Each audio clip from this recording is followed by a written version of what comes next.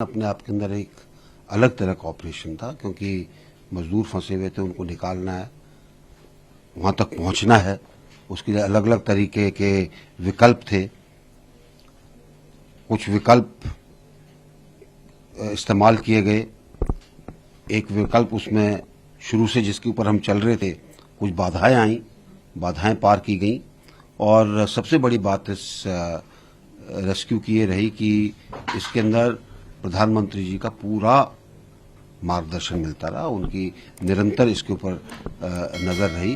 तो ये सब चीजें जो हैं, इसको जितने लोग वहां पे काम कर रहे थे, जितनी संस्थाएं काम कर रही थी, जितने एजेंसीज काम कर रही थी, उन सबका उत्साहवर्धन भी हो रहा था और हमें समन्वय करने के अंदर मदद मिल रही थी। सर, जहां भी चाहे विदेश में लोग फंसे हो, आपने संकट मोचक के तौर पे आप उत्तराखंड में बने रहे।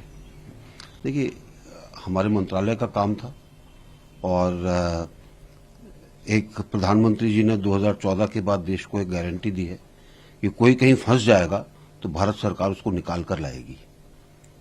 तो इस गारंटी के ऊपर हमको भी तो अमल करना है ना। अब उनके साथ हैं, उनके जो काम हमारे मंत्रालय का है और जो वो काम देंगे, तो हम पूरी तरीके से उसको पूरा करके लक्ष्य प्राप्ति के लिए जो भी करना है वो करेंगे। सर, कई सारे ऑर्गेनाइजेशन लगा कि विफल हो रहा है या गलत क्षेत्र में नहीं, ऐसा कुछ नहीं। हो रहा था। सब ऑर्गेनाइजेशंस थे, सबके अलग अलग विकल्प तैयार थे। बाधाएं आई, लेकिन उन बाधाओं का रास्ता भी निकालना पड़ा था, वो निकाला गया। सर, विपक्ष सवाल भी खड़े कर ये ऑपरेशन इतना लंबा चला। ऐसा है जी, विपक्ष तो एक दिन में हो जाता तो भी सवाल करता, 100 दिन में होता तो भी सवाल करता। तो विपक्ष की बात को सुनने का कोई वो नहीं है। विपक्ष को चाहिए ऐसे कामों के अंदर आगे आए, मदद करने की कोशिश करें।